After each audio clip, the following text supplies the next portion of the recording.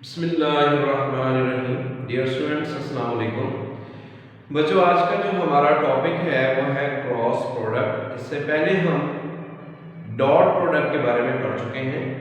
Dot product क्या था कि अगर दो वेक्टर्स दिए गए हैं और उनका डॉट फाइंड करना है तो a dot b is equal to A B cos theta, ये उसका फार्मूला था।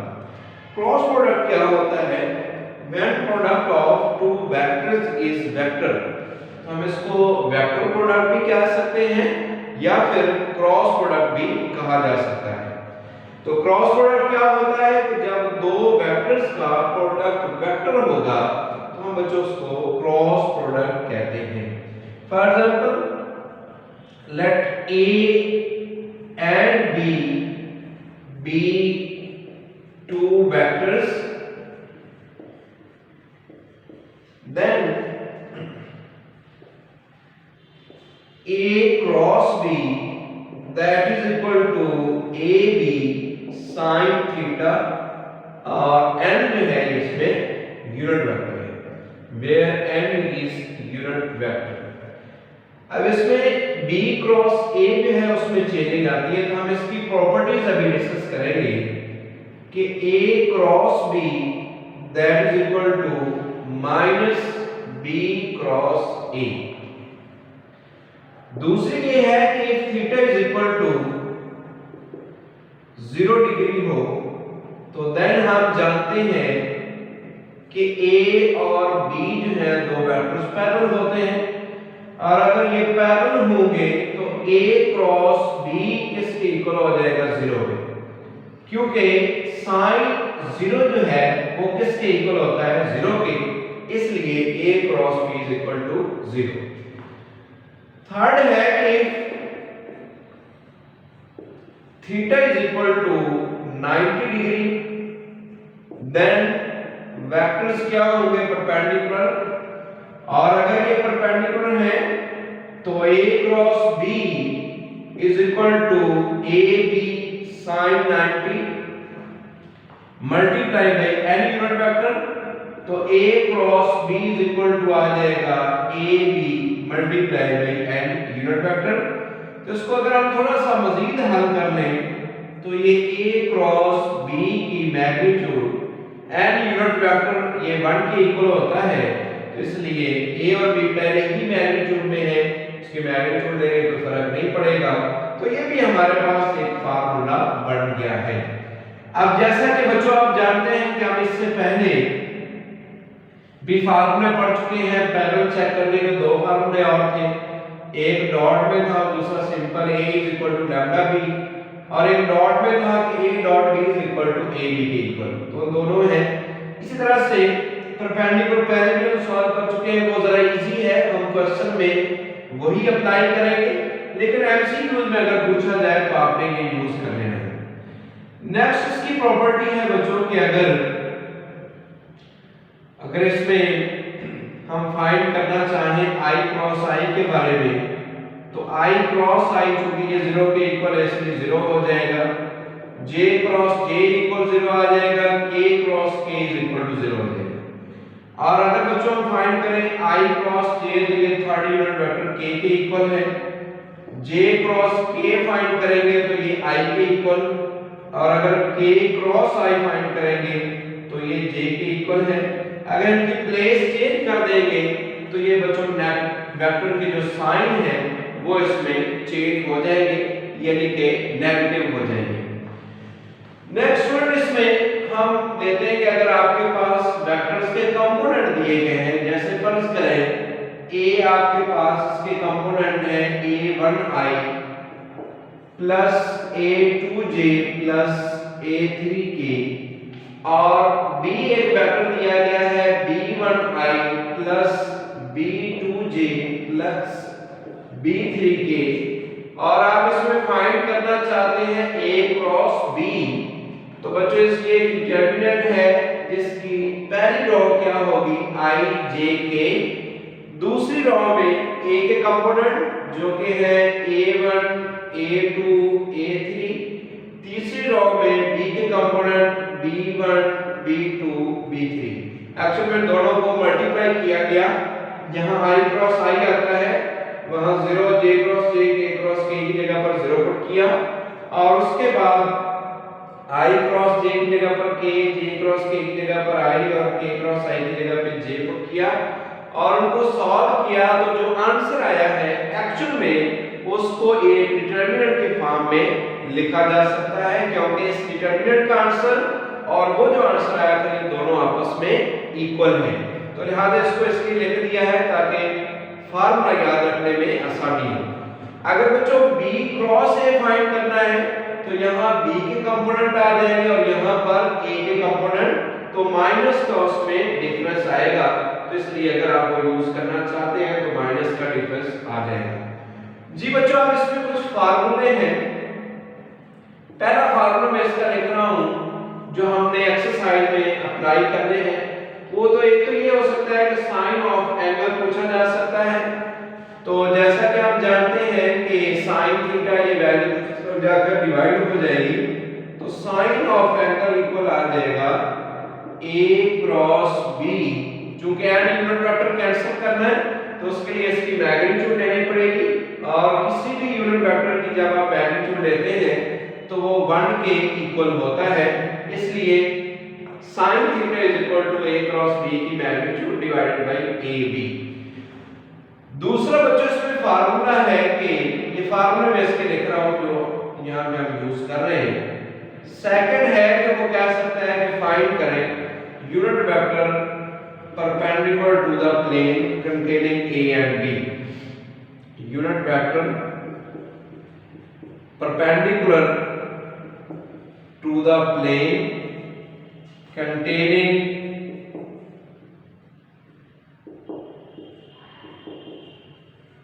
a and b, तो इसका बच्चों फार्मूला है a cross b over a cross b की मैग्नीट्यूड।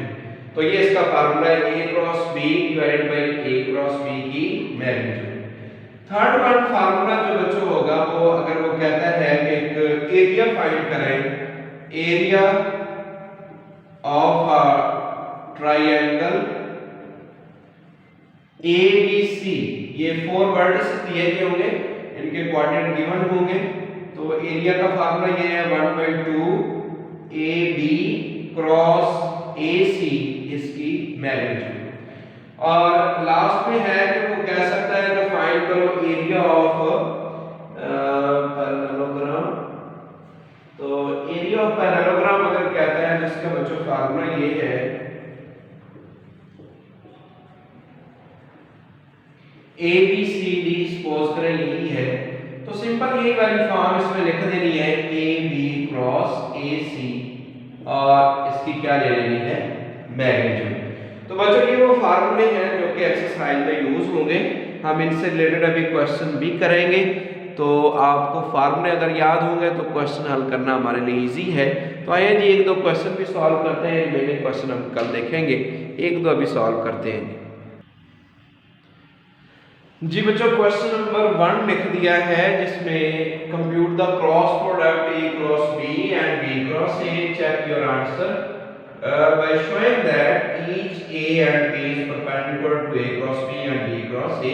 तो इस क्वेश्चन के दो हिस्से हैं। सबसे पहले तो हमें फाइंड करना है A क्रॉस B, तो वो हम जानते हैं कि इसका जो फार्मूला है वो एक डिटरमिनेंट है जिसमें फर्स्ट रो ij के लिखते हैं, सेकंड रो में A के कंपोनेंट 2 1 -1, थर्ड रो में B के कंपोनेंट 1 -1 1। अब डिटरमिनेंट एक्सपैंड करने का मेथड आप जानते हो, इस तरह से इसको हम एक्सपैंड कर देते हैं। तो i इनटू ये रो और ये कॉलम रीड करेंगे बच्चों 1 -1 -1 1 माइनस j मल्टीप्लाई में ये रो रीड कर देंगे ये वाला कॉलम, तो 2 -1 1 1। पहली रो से एक्सपैंड कर रहे हैं हम इसको, ये रो और ये कॉलम रीड करेंगे 2 1 1 -1। सो इसको मजीद सिंपलीफाई करते हैं इस तरह से क्रॉस मल्टीप्लाई, दरमियान में साइन क्या होता है माइनस का, तो ये माइनस माइनस वैसे +1 हो जाएगा, माइनस j इस तरह से मल्टीप्लाई करेंगे इसको भी 2 -1 और प्लस k मल्टीप्लाई -2 और माइनस का क्या आ जाएगा 1 1 माइनस 1 करेंगे बच्चों ये 0 हो जाएगा minus minus plus 1 2 plus 1 3 -3j और यहां पर भी क्या आ गया जी -3k। सिमिलरली अब आप फाइंड कर सकते हैं b क्रॉस a। तो हम जानते हैं सिर्फ माइनस का डिफरेंस आता है तो मैं इसमें एक कर रहा हूं दूसरा भी इसी तरह से आपने करना है। अब हमें चेक करना है कि जो हमने a क्रॉस b फाइंड किया है ये a और b के साथ परपेंडिकुलर है 9। तो परपेंडिकुलर चेक करने का क्या मेथड है कि हम जस्ट डॉट प्रोडक्ट लेंगे। अगर इन दोनों का डॉट प्रोडक्ट 0 आ गया तो ये परपेंडिकुलर हो जाएगा। सो हम पहले फाइंड करते हैं a dot a cross b। a हमारे पास ये दिया गया है 2i plus j minus k dot a cross b की ये वैल्यू है 0i minus 3j minus 3k। सो बच्चों दोनों का डॉट फाइंड करें। मेथड क्या डॉट प्रोडक्ट फाइंड करने का फर्स्ट कंपोनेंट को फर्स्ट से 2 को 0 से सेकंड कंपोनेंट को सेकंड कंपोनेंट से और थर्ड कंपोनेंट को थर्ड से मल्टीप्लाई करेंगे तो ये आ जाएगा 0 -3 माइनस माइनस प्लस 3 कैंसिल होकर आंसर क्या आ गया 0। अब a dot a cross b का आंसर 0 आ गया है तो इसका मतलब क्या हुआ कि a और a क्रॉस b जो है वो क्या है परपेंडिकुलर है। सिमिलरली अब दूसरी वैल्यू को सॉल्व करते हैं। दूसरी क्या है कि b dot a cross b लेंगे। अब पहले वेक्टर b आएगा जो कि है i minus j plus k dot a cross b जो कि है 0i minus 3j minus 3k। तो बच्चों दोनों का भी डॉट फाइंड करते हैं। b dot a cross b first component को फर्स्ट से मल्टीप्लाई सेकंड को बच्चों सेकंड से मल्टीप्लाई और थर्ड कंपोनेंट को थर्ड से मल्टीप्लाई। सो 0 को 1 से करोगे 0 माइनस माइनस प्लस 3 और ये माइनस प्लस माइनस 3 ये भी कैंसिल होकर 0 आ गया। और अगर ये 0 है तो इसका मतलब क्या हुआ कि ये भी इसके क्या हो गए परपेंडिकुलर। और अगर परपेंडिकुलर है तो यही बात हमने प्रूव करनी थी जी बच्चों। बिल्कुल इसी तरह से अब आप क्या फाइंड करोगे b cross a। b cross a में क्या चेंज आएगा कि यहाँ पर b के कंपोनेंट आएंगे यहाँ पर a के कंपोनेंट। आंसर में क्या चेंज आएगा माइनस का डिफरेंस आ जाएगा यहाँ पर प्लस आ जाएगा यहाँ पर b प्लस आ जाएगा। फिर उस तरह से यहाँ पर b क्रॉस a की वैल्यू उसको सॉल्व करोगे आंसर 0 आ जाएगा। यहाँ पे b क्रॉस a की वैल्यू उसको भी सॉल्व करेंगे तो आंसर इसका क्या आ जाएगा 0। बच्चों इसी तरह का एक और पार्ट भी दिया गया है जो कि इसका 4 पार्ट है उसको भी हल करने की कोशिश कीजिएगा। उम्मीद है कि आप उसको सॉल्व कर लेंगे। तो मैं जी चलता हूँ नेक्स्ट क्वेश्चन की तरफ कि हमें कौन सा सॉल्व करना है हम उसको देखते हैं जी बच्चों। नेक्स्ट क्वेश्चन नंबर 2 है find a unit vector perpendicular to the plane containing a and b also find sine of angle between them. तो बेटा यूनिट वेक्टर का क्या फार्मूला है कंटेनिंग a and b। अभी हमने डिस्कस किया था कि a cross b divided by a cross b की मैग्नीट्यूड। इट मीन कि सबसे पहले हमें a क्रॉस b चाहिए तो लिहाजा हम a क्रॉस b फाइंड करते हैं। फर्स्ट रो में क्या आ जाएगा i j k second row में a के कंपोनेंट 2 -6 -3 थर्ड रो में b के बच्चों कंपोनेंट 4 3 -1। अब इसको एक्सपेंड करते हैं। मेथड आप जानते ही हैं जी फर्स्ट रो से एक्सपेंड कर रहे हैं तो -6 -3 3 -1 -j मल्टीप्लाई बाय ये रो कॉलम फ्लिप कर दोगे तो 2 -3 4 -1 प्लस k मल्टीप्लाई बाय ये रो कॉलम फ्लिप करेंगे 2 -6 4 3। सो इसको सॉल्व करते हैं i multiply by minus minus plus 6 और -9 है दरमियान में माइनस होता है तो माइनस माइनस प्लस 9 हो जाएगा। ये -2 माइनस माइनस प्लस का 12 हो गया प्लस k मल्टीप्लाई बाय 3 2 6 और माइनस माइनस प्लस हो गया 6 4 24। तो बच्चों आपके पास a क्रॉस b की वैल्यू आ गई 15i -10j +30k। और हमें क्या मालूम करना है, a क्रॉस b की मैग्नीट्यूड। तो मैग्नीट्यूड का मेथड आप जानते हैं कि फर्स्ट कंपोनेंट का स्क्वायर प्लस सेकंड का स्क्वायर और प्लस आ जाएगा थर्ड का स्क्वायर और होल का क्या है जी, 100। सो 15 का स्क्वायर क्या होता है, 225, 225, 10 का स्क्वायर बच्चों 100 और इस तरह से 30 का स्क्वायर क्या हो जाएगा, 900। तो इस सारे को आप ऐड कर लें तो ये आपके पास आ जाएगा जी 1225 का अंडरूट। सो 1225 किसका अंडरूट है, इसको हम अभी देख लेते हैं जी कि ये किसका अंडरूट बन रहा है।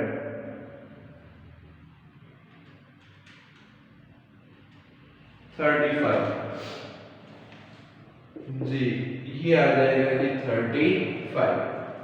सो पुट इन 1, इसको 1 में पुट कर देते हैं।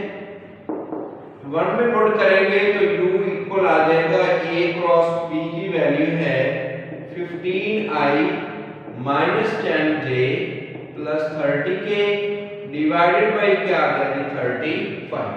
अब ऊपर हमारे पास क्या कॉमन आ रहा है 5, सो 5 कॉमन ले लें तो बाकी आ जाएगा 3i minus 2j plus 6k और ये 5 जो है 35 से कैंसिल हो गया तो आंसर क्या आ जाएगा 3 divided by 7i minus 2/7j plus 6/7k।